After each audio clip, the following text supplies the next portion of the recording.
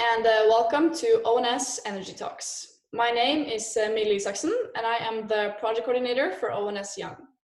Today we're going to address the young voices and what this global situation looks like from a younger perspective.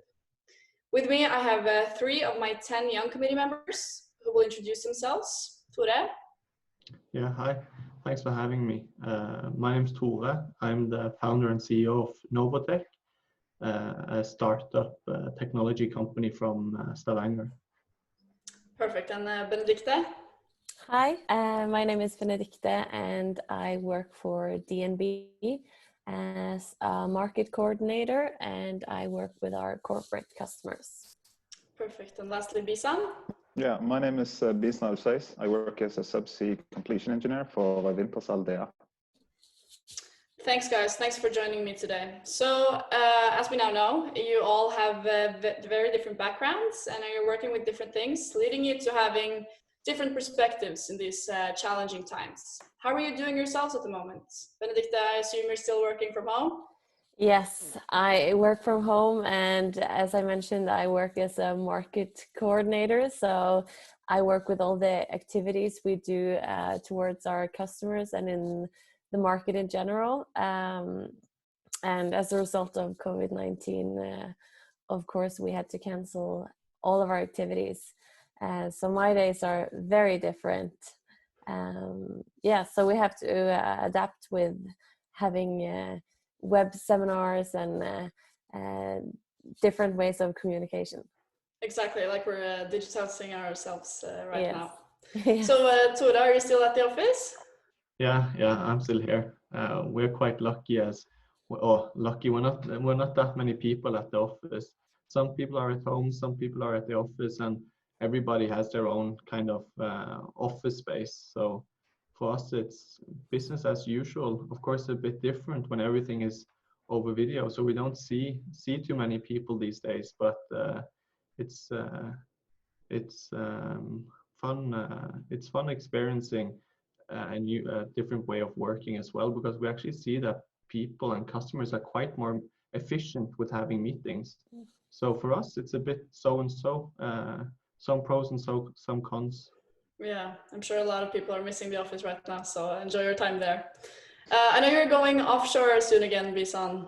Yeah, that's correct. Currently, I'm working out of home because our office is closed, but I'm supposed to go offshore soon and change my home office scenery to the rig, which I'm looking forward to. But we also have a restriction there when it comes to travel, and also what we can and cannot do on the rig due to the situation we're on right now. So after seeing this global crisis unfold over several months now, do you have any immediate thoughts or perhaps concerns regarding youth in general and the energy industry? Let's hear from you first, Tore. Yeah, well, we see a lot of changes in how people work right now. We had a kind of a really positive insight into 2020, where we saw a big rise in the industry. We kind of felt things were a bit back to normal from 2014. So we were quite positive, and then things quite quickly changed due to COVID, of course. But things have but things have normalized quite a bit because of technology like video meetings. But we do see like especially oil companies, because we work with delivering huge 3D models of like oil rigs, boats, subsea equipment to the oil and gas industry, and we see that the decision making has taken a big hit. We see companies are really positive in the meetings. We get meetings like normal, but we see they're kind of pushing the decision making a few months or many months into the future, and this is causing quite a lot of stress for smaller companies, because we see that this industry seems a bit unstable, and we of course have a lot of private investment going into our company and again indirectly into the oil industry.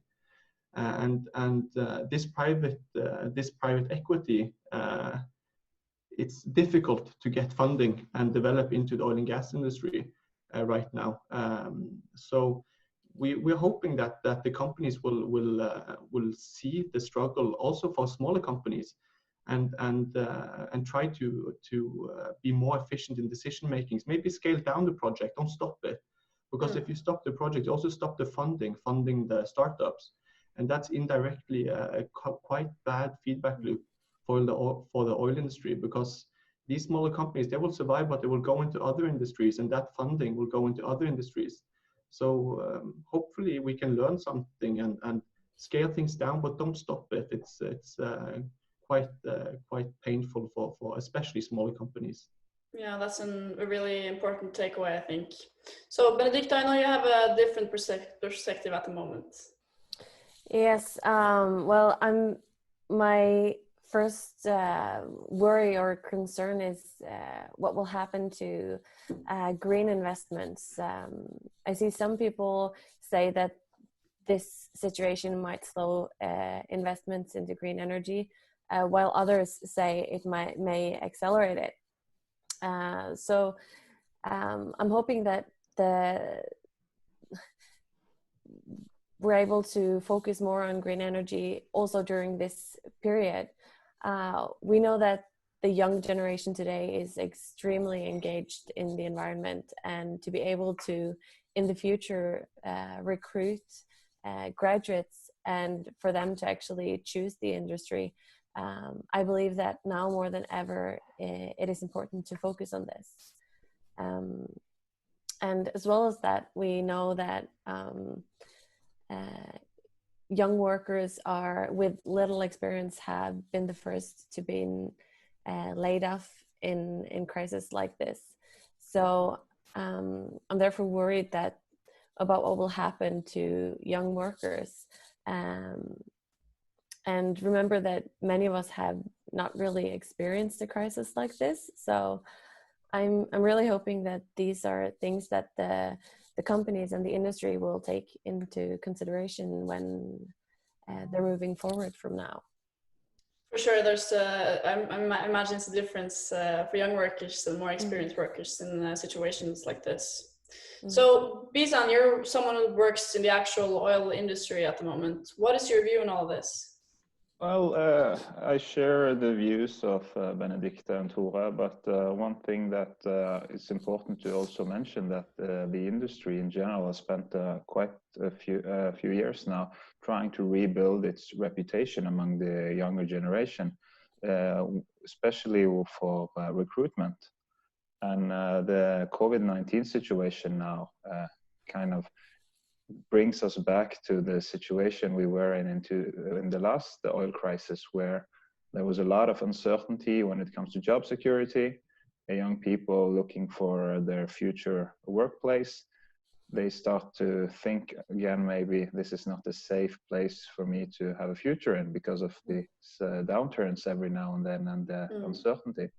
So for me, I think it's a big challenge we're facing when it comes to our reputation as an industry, to be able to continue to have people or students wanting to come to our industry.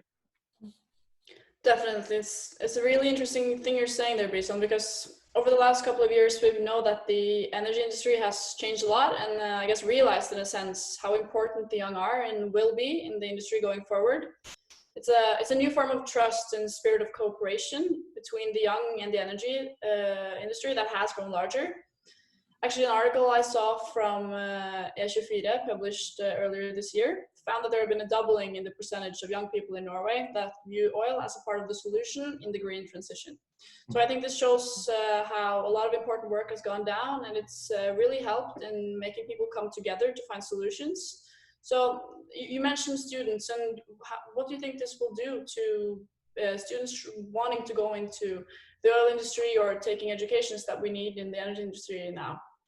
Of course, it will affect them. I mean, they see what we see in the media and the uncertain times that's ahead. Investments are going down, and we're talking of stopping projects and so on. And that scares an adult, but it also scares the young people looking for the way in life, trying to figure out what they're gonna study, what profession they're gonna work in. And we as an industry need to show that, yes, we are in a downturn now, but it's hopefully temporary, and there are projects and there is work coming in the future, and that we need a new generation that's coming from universities, from trade schools, that can come in and contribute in further developing this industry. Yes, we definitely want the young pupils and students to look for solutions in the energy industry. So innovation and new thinking is something that has characterized industry before all of this happened, and we still need young creative minds, like you're saying, Bisan. So Tore, as an entrepreneur yourself, how do you think the situation will affect young people's willingness to dare to think of new ideas and businesses? I guess you could say going down the entrepreneurial route. Well, it's really difficult to say.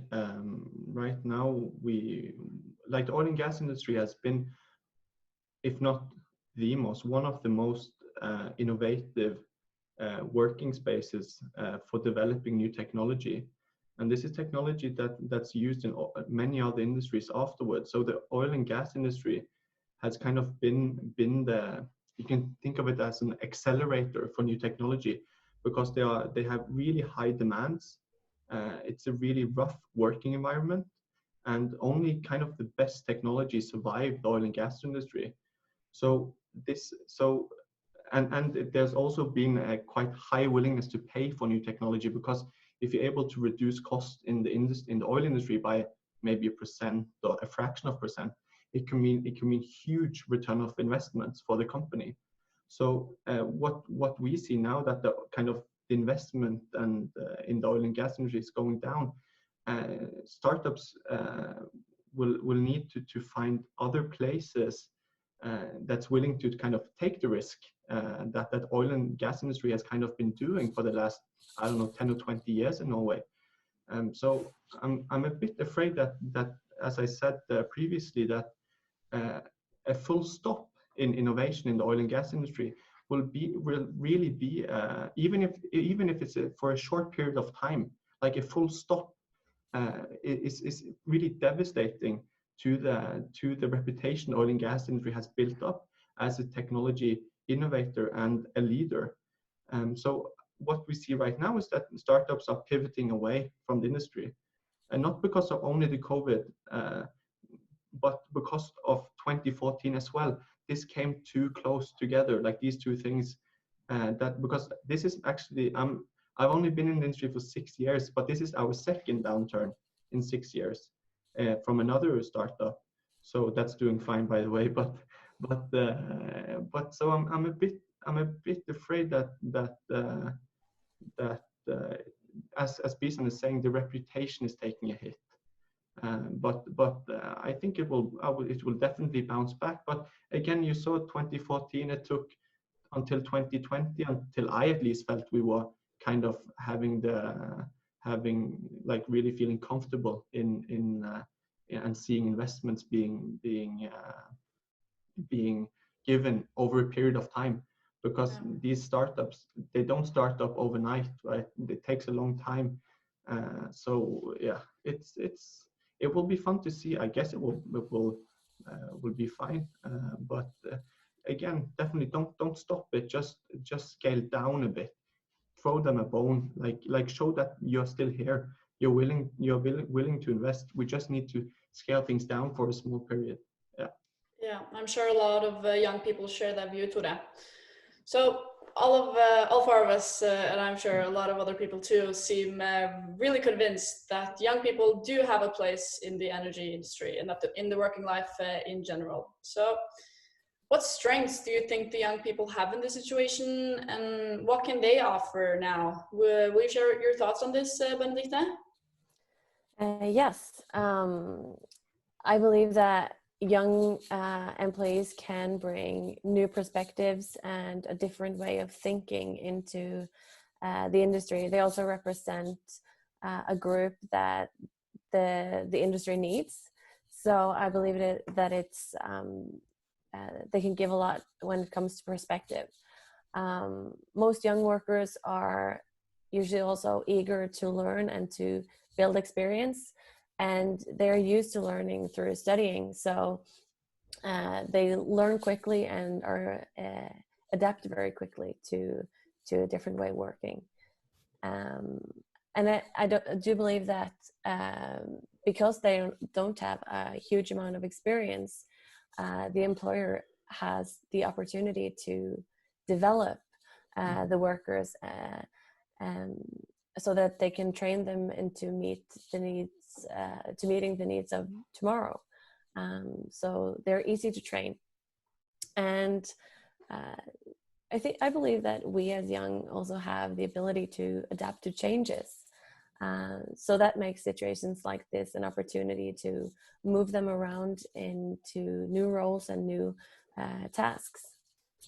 And lastly, I also see that through this time working from home, it is never the young ones that has the technical issues when logging on to new meeting formats like Teams and so on. So yes, I believe that we adapt very quickly and work very well from home. Yeah, I think this is a great note to end the conversation on. I believe that this is exactly what you and your other young committee members want to bring forward with ONS and ONS Young, that the young message should come forward, that the generation should work together, also in times of hardship like this. So I'm sure we will continue to inspire young people to engage in energy, and to do so we also need the industry to be on board as well. So thank you so much for joining, guys. It's been a pleasure, and thank you for listening in on this ONS Energy Talk. Take care.